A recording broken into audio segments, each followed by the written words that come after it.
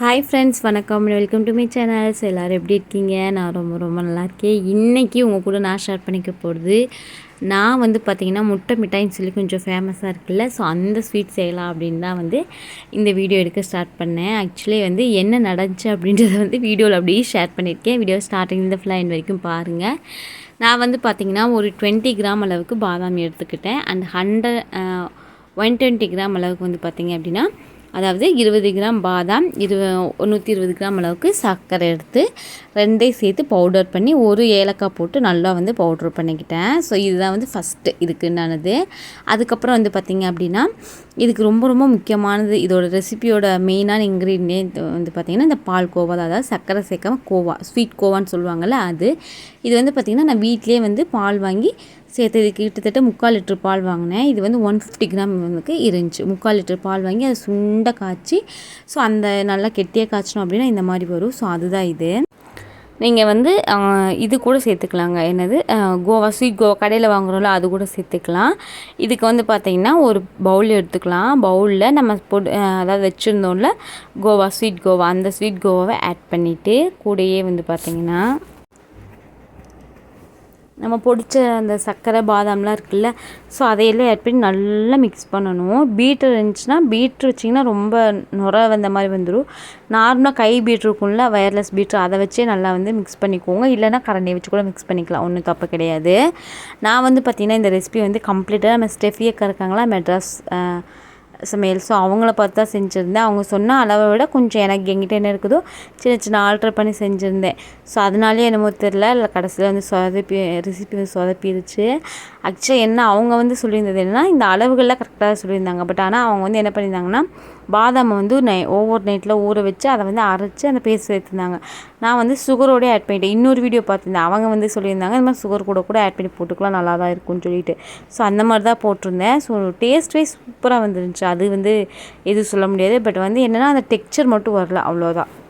So இந்த மாதிரி add பண்ணிவிட்டு நல்லா மிக்ஸ் பண்ணிக்கலாம். ஸோ அந்த கட்டியெல்லாம் இல்லாமல் நல்லா மிக்ஸ் பண்ணிக்கலாம். இப்போ ஆட் பண்ணிவிட்டு நல்லா மிக்ஸ் பண்ணணும். இதை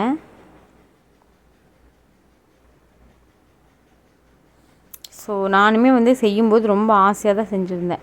பட் ஆனால் ரெசிபி கடைசியில் சொதப்பிடுச்சு. ஸோ அது என்ன மிஸ்டேக் அப்படின்றது தெரியலை. ஆக்சுவலி பார்த்திங்கன்னா மிஸ்டேக் என்ன அப்படின்னா, நான் குக்கிங் டைம் இது பண்ணிட்டேன், அதுதான் காரணம். இப்போ ஆட் பண்ணிட்டோமா, இப்போ நல்லா மிக்ஸ் பண்ணலாம். ஸோ இது கூட மிக்ஸ் பண்ணும்போதே கொஞ்சமாக மிக்ஸ் பண்ணிவிட்டு, இல்லை மிக்ஸ் பண்ணும்போதே பார்த்திங்கன்னா நீங்கள் கொஞ்சம் ஒரு 10லேருந்து 20 ml அளவுக்கு கீ ஆட் பண்ணிக்கோங்க. நான் லாஸ்ட்டில் தான் ஆட் பண்ணேன். ஸோ இந்த மாதிரி நீங்கள் இது அந்த சர்க்கரையும் அந்த இது சேர்த்து அதுவாக மெல்ட்டாக ஆரம்பிச்சிக்கும். தண்ணி, பால் அந்த மாதிரி எதுவுமே ஊற்ற வேண்டியதில்லை.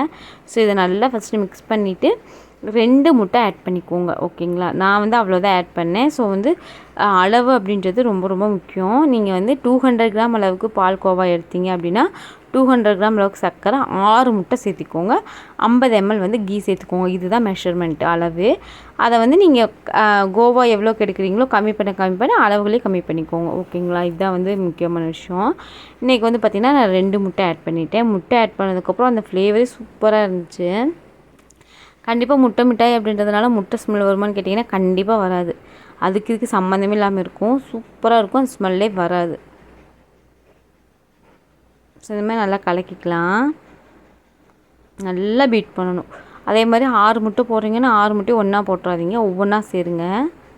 அப்போ தான் நமக்கு நல்லா மிக்ஸ் ஆகும். அவ்வளோதான். ஸோ போட்டுட்டு நல்லா மிக்ஸ் பண்ணணும்.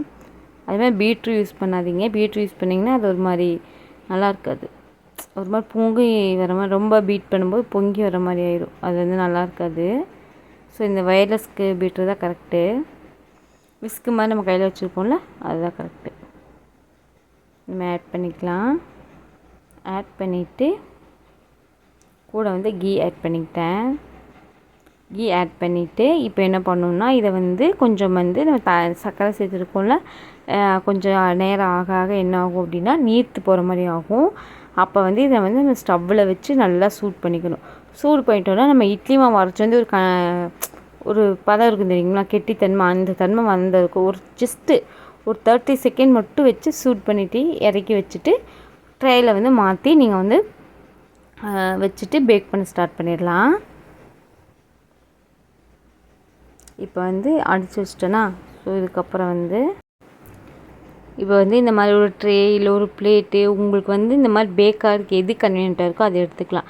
எடுத்துகிட்டு நல்லா மெல்ட் பண்ணி கீயை வந்து நல்லா ஃபுல் அண்ட் ஃபுல் அப்ளை பண்ணி விட்டுருங்க. அப்ளை பண்ணதுக்கப்புறமா வந்து பார்த்திங்க அப்படின்னா இந்த ட்ரேயில் வந்து ஊற்றிடுங்க. அதாவது எதுனா மீதி கீ இருந்துச்சு அப்படின்னாலும் இந்த மிக்ஸில் வந்து ஊற்றி நல்லா ஹீட் பண்ணி அடுப்பில் வந்து ஹீட் பண்ணி எடுத்து இதை வந்து நீங்கள் வந்து இந்த ட்ரே இருக்குல்ல, இந்த ட்ரேயில் வந்து ஆட் பண்ணிக்கோங்க. ஆட் பண்ணிவிட்டு உங்கள்கிட்ட வந்து இட்லி பாத்திரம் இருந்துச்சு அப்படின்னாலும் சரி, இல்லை குக்கர் இருந்துச்சுனாலும் சரி, நீங்கள் வந்து ஒரு 10 நிமிஷத்துக்கு முன்னாடி வெறுமனே வந்து அந்த குக்கரை இல்லை இட்லி பாத்திரத்தை வந்து சூடு பண்ணிக்கோங்க. சூடு பண்ணிவிட்டு உள்ளே ஒரு நம்ம ஸ்டாண்டு மாதிரி ஏதாவது ஒரு ஸ்டாண்டு இல்லை அப்படின்னு வச்சுக்கோங்களேன், ஏதாவது டிஃபன் பாக்ஸ் மூடி இருக்குல்ல, அதை வந்து கவுத்துட்டு கூட நீங்கள் அதுக்கு மேலே இந்த ட்ரேவை வச்சுட்டு அதே மாதிரி மேலே வந்து கீ ஊற்றி நல்லா வந்து அப்ளை பண்ணிக்கோங்க. ஸோ தட் அந்த டெக்ஸ்சர் வந்து நல்லா வரும். அதுக்காக அதே மாதிரி உங்களுக்கு தேவைப்படுச்சு அப்படின்னா நீங்கள் இது கூட போட்டுக்கலாம். அதை பாதாம் பிஸ்தாமெல்லாம் கிரேட் பண்ணி போட்டுட்டு நான் சொன்னதில்ல இந்த இது 10 நிமிஷத்துக்கு முன்னாடி நீங்கள் அதாவது ஹீட் பண்ணியிருப்பீங்கள, நான் வந்து பார்த்திங்கன்னா இந்த தவால தான் செஞ்சுருந்தேன். நம்ம வீட்டில் சொல்லுவோம்ல வடை சட்டின்னு சொல்லிட்டு, அதைத்தான் ஹீட் பண்ணி செஞ்சது. சூப்பராக வந்துருந்துச்சு. ஸோ இந்த மாதிரி நல்லா வந்து அப்ளை பண்ணிவிட்டு ஊற்றி வச்சுட்டு என்ன பண்ணேன் அப்படின்னா தூக்கிக்குள்ளே வச்சுட்டு என்ன பண்ணேன் அப்படின்னா அவங்க அதாவது அந்த அக்கா சொல்லியிருந்தாங்க, ஸ்டெஃபி அக்கா என்ன சொல்லியிருந்தாங்கன்னா, இந்த மாதிரி நீங்கள் குக்கரில் பண்ணுற மாதிரி இருந்துச்சு அப்படின்னா 20 to 35 மினிட்ஸ் வைங்க அப்படின்னாங்க.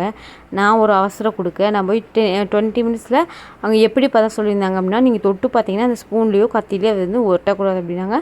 எனக்கு ஒட்டலை. ஸோ அதுக்கப்புறம் தான் நான் எடுத்தேன். பட் வந்து கரெக்டாக வந்துருந்துச்சு. பட் ஆனால் வந்து அந்த கலர் மட்டும் வரல, அவ்வளோதான். மற்றபடி டேஸ்ட்டே சூப்பராக வந்துருந்துச்சு. அந்த பீஸ் போடுறதுக்கு மட்டும் வரல. அது வந்து எந்த இடத்துல மிஸ் ஆச்சுன்னு தெரில. மேபி சுகர் அதிகமாகிடுச்சா இல்லை வந்து இன்னும் கொஞ்சம் வந்து பேக் பண்ணியிருக்கணுமா அப்படின்றது தெரில.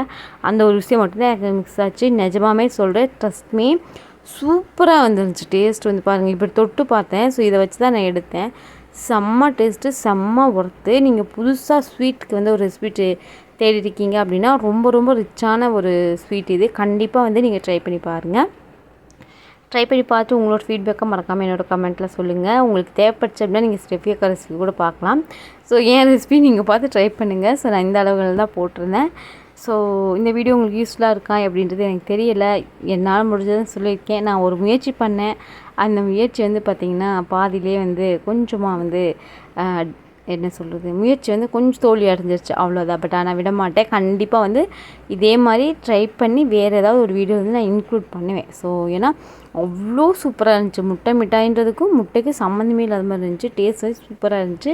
கண்டிப்பாக நீங்களும் ட்ரை பண்ணி பாருங்கள். ஸோ விடாமுயற்சி விஸ்வரூப வெற்றி. ஸோ அதனால் வந்து நீங்கள் வந்து கண்டிப்பாக வந்து ட்ரை பண்ணி பாருங்கள். இன்கேஸ் ஃபஸ்ட் டைம் அப்படி தான் இருக்கும், அதுக்கப்புறம் போக போக பழகிக்கும். ஸோ அதனால் வந்துட்டு be positive and stay healthy and stay happy and மறக்காமல் சேவ் பண்ணுங்கள்.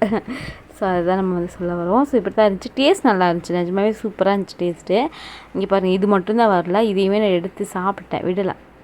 ஏன்னா அதில் போட்டிருக்க பொருள் எவ்வளோ காஸ்ட்லியான பொருள் தெரியுமா? ஸோ அதனால தான். ஸோ வந்துட்டு இப்படி தான் வந்து நான் வந்து முட்டை மிட்டாய் செஞ்ச கதை. இந்த வீடியோ உங்களுக்கு பிடிச்சிருக்கும் நம்புறேன். பிடிச்சிருந்துச்சுன்னா லைக் பண்ணுங்கள், ஷேர் பண்ணுங்கள், கமெண்ட் பண்ணுங்கள். பாய்.